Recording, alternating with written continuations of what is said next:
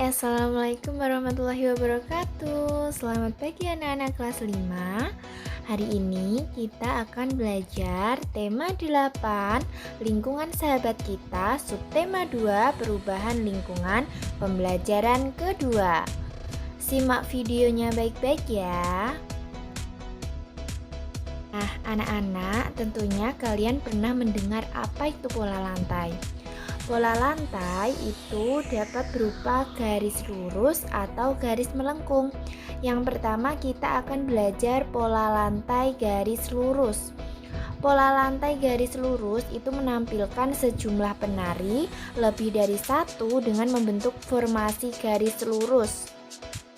Pola lantai garis lurus ini dilakukan pada jenis tari berpasangan atau kelompok. Biasanya digunakan pada tari klasik karena memberikan kesan sederhana tetapi kuat. Pada pola lantai garis lurus ini memiliki beberapa level. Yang pertama ada level rendah, yang kedua ada level sedang, yang ketiga itu ada level tinggi. Untuk level rendah seperti berbaring ataupun duduk. Sedangkan pada level sedang itu seperti berlutut atau jongkok. Nah, sedangkan pada level tinggi itu biasanya gerakannya seperti berdiri, jinjit, atau melompat dan melayang. Jadi pola ini juga dikembangkan menjadi beberapa pola lainnya anak-anak, yaitu garis lurus ke depan, zigzag, segitiga, segi empat, dan segi 5. Lantai yang kedua yaitu pola lantai garis lengkung. Pola lantai garis lengkung yaitu garis lingkaran, angka 8, membentuk huruf U, lengkung ke depan, lengkung ke belakang, dan lengkung ular. Jadi pola lantai ini memberikan kesan lembut anak-anak. Nah, di sini Ibu menampilkan beberapa contoh bentuk garis pola lantai dalam gerak tari. Yang pertama itu formasi penari membentuk pola lantai diagonal. Yang kedua membentuk segi 5. Yang ketiga itu membentuk garis lurus ke depan. Yang keempat itu membentuk pola zigzag. Yang kelima itu membentuk pola lantai lingkaran. Dan yang terakhir itu formasi penari dengan membentuk pola lantai diagonal. Kemudian kita akan belajar mengenai pengaruh siklus air pada musim kemarau. Coba anak-anak perhatikan gambar berikut. Apakah keadaan gambar berikut? Ya, benar sekali. Keadaan pada gambar tersebut merupakan keadaan saat musim kemarau atau kekeringan. Jadi pada musim kemarau, uap air yang diuapkan itu jauh lebih banyak sehingga nanti akan dapat menyebabkan permukaan bumi itu semakin mengering. Bahkan tanah-tanah itu ada yang retak anak-anak karena kekeringan. Nah, anak-anak, adapun musim kemarau yang berlangsung secara terus-menerus itu nanti tentunya akan menyebabkan beberapa hal terutama dalam kehidupan manusia. Nah, untuk yang pertama itu nanti yaitu berkurangnya sumber air minum bagi kehidupan yang ada di bumi. Untuk yang kedua, persawahan menjadi kering dan tanah menjadi retak-retak anak seperti gambar sebelumnya. Untuk yang ketiga, itu banyak sekali hewan yang akan mati karena tidak mendapatkan sumber air. Yang keempat, gagal panen itu terjadi pada para petani karena banyaknya tumbuhan yang layu dan mati.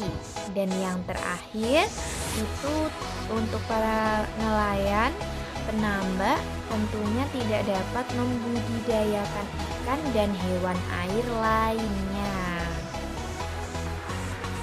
Nah, selanjutnya kita akan belajar mengenai mengidentifikasi peristiwa penting dalam teks non-fiksi dengan menjawab pertanyaan. Anak-anak, tentunya kalian pernah mencatat.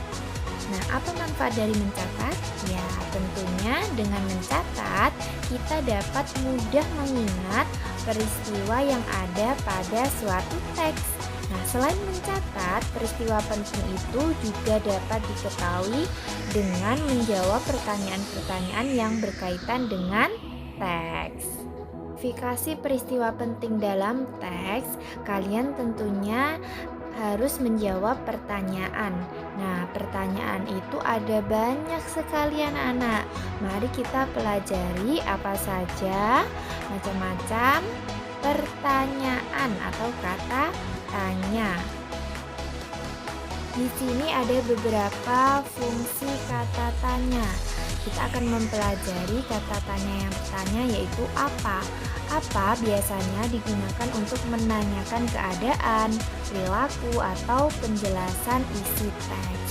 Yang kedua itu ada kata tanya di mana. Kata tanya di mana ini digunakan untuk menanyakan tempat, lokasi yang akan dituju dalam teks. Nah, untuk kata tanya yang ketiga itu ada kata tanya kapan. Kapan ini biasanya digunakan untuk menanyakan waktu terjadinya suatu keadaan atau peristiwa yang ada dalam sebuah teks. Nah, untuk kata tanya yang keempat itu ada kata tanya siapa.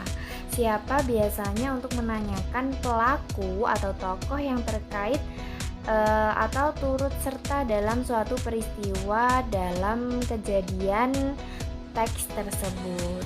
Nah, untuk yang selanjutnya itu ada kata tanya mengapa. Ada yang tahu kata tanya mengapa itu digunakan untuk menanyakan apa? Ya, benar sekali, untuk menanyakan alasan atau sebab sebuah dari peristiwa tersebut terjadi. Kata tanya yang keenam itu ada kata tanya bagaimana. Kata tanya bagaimana ini seringkali digunakan untuk menanyakan cara atau proses sebuah peristiwa berlangsung serta menanyakan keadaan atau kejadian suatu hal dalam teks. Dan kata tanya yang terakhir adalah kata tanya berapa. Nah, pasti tentunya anak-anak juga sering mendengar kata tanya ini.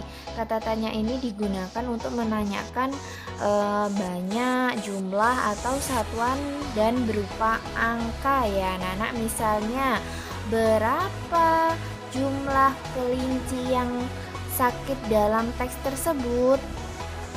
Nah, itu tadi beberapa kata tanya dan fungsinya ya anak-anak. Mulai dari kata tanya apa, di mana, kapan, siapa, mengapa, bagaimana, dan yang terakhir berapa. Oke, sekian pembelajaran hari ini. Semoga video ini bermanfaat bagi kalian semua. Jangan lupa tetap semangat. Sekian, terima kasih. Wassalamualaikum warahmatullahi wabarakatuh.